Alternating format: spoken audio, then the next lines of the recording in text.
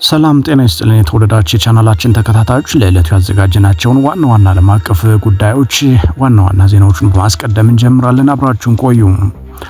ሩሲያና ቻይና በጋራ ባወጡት መግለጫ አሜሪካ የምትፈጽማቸውን ወታደራዊ ጀብዶች አወገዙ። አሜሪካና እስራኤል በኢራን ላይ በድጋሚ ጥቃት ከሰነዘሩ ግጭቱ ከቀጠናው ያለፈ እንደሚሆን የኢራን እስላማዊ አብዮታዊ ዘብ አስጠነቀቀ። አሜሪካና እስራኤል መሐሙድ አህመዲነጃድን ወደ ኢራን መሪነት ለማምጣት እቅድ እንደነበራቸው ተዘገበ። በእስራኤል ጥቃት ቢያንስ 19 ሰዎች መገደላቸው ተሰማ።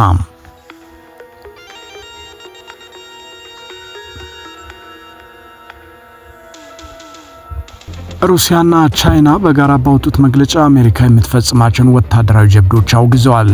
አሜሪካ በመላው ዓለም የምታካሄዳቸውን ወታደራዊ ጀብዶች እንደሚያወግዙ የሁለቱ ሀገራት ፕሬዝዳንቶች ገልጸዋል። የቻይና ፕሬዝዳንት ዢ ጂንፒንግ እና የሩሲያ ፕሬዝዳንት ቭላዲሚር ፑቲን በቤጂንግ ከተወያዩ በኋላ ባወጡት የጋራ መግለጫ በሌሎች ሀገራት የሚፈጸሙ ድንገተኛ ወታደራዊ ጥቃቶችን ተችተዋል። የሁለቱ ሀገራት መግለጫ ኢራንና ቬኔዙዌላን እንደሚመለከት ይታመናል። በመግለጫቸው ድርድርን በመጠቀም ጥቃት መፈጸምን፣ የሉዓላዊ ሀገራት መሪዎችን መግደልን፣ በአገራት የውስጥ ጉዳይ ጣልቃ መግባትን፣ በአደባባይ መሪዎችን ይዞ ለፍርድ ማቅረብንና የመንግስት ለውጥ ለማድረግ መሞከርን አውግዘዋል። አሜሪካ የምትወስዳቸው እርምጃዎች የመንግስታቱ ድርጅትን ስምምነቶችን፣ ዓለም አቀፍ ሕግጋት ክፉኛ እንደሚጥሱም ገልጸዋል።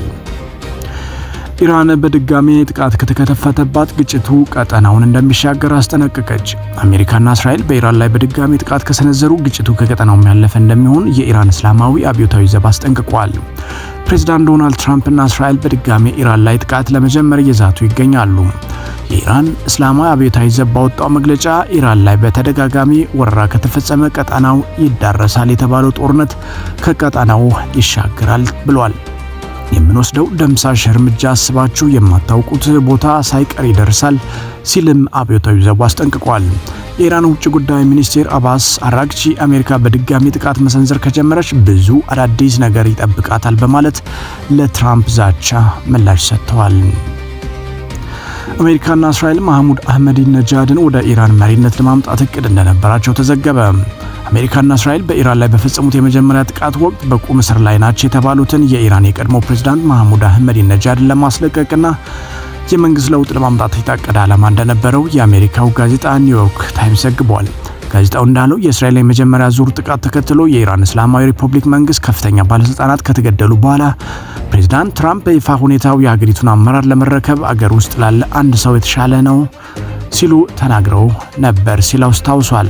ይህም አሜሪካና እስራኤል ወደ ጦርነቱ የገቡት ግልጽ የሆነና ያልተጠበቀ ዓላማን ይዘው እንደሆነ አሁን ግልጽ ሆኗል በማለት በጸረ እስራኤልና አሜሪካ ጠንካራ አቋማቸው የሚታወቁት የቀድሞው የኢራን ፕሬዝዳንት መሐሙድ አህመዲነጃድ ምርጫቸው እንደነበሩ ዘግቧል። ኒውዮርክ ታይምስ ለእቅዱ ገለጻ የተደረገላቸው የአሜሪካ ባለስልጣናት ይህ ያልተጠበቀ ሀሳብ የተዘጋጀው በእስራኤል መሆኑንና አህመዲነጃድም እንደሚያውቁት ተደርጎ የነበረ ቢሆንም በፍጥነት ከታሰበው ውጭ ሆኗል በማለት ገልጿል።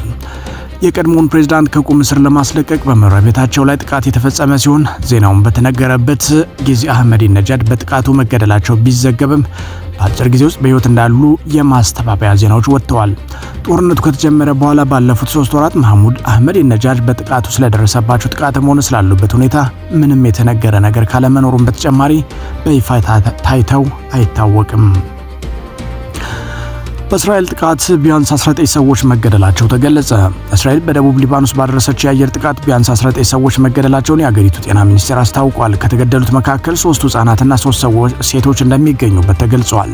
10 የሚደርሱ ሰዎች በዲር ቆሮን ከተማና አንድ ቤት ላይ በተፈጸመ ጥቃት መገደላቸው የጤና ሚኒስቴር ይፋ አድርጓል። አሜሪካና እስራኤል በኢራን ላይ ጦርነት መክፈታቸውን ተከትሎ የሊባኖስ ታጣቂ ቡድን ሄዝቦላህ የውጊያው አካል ሆኗል።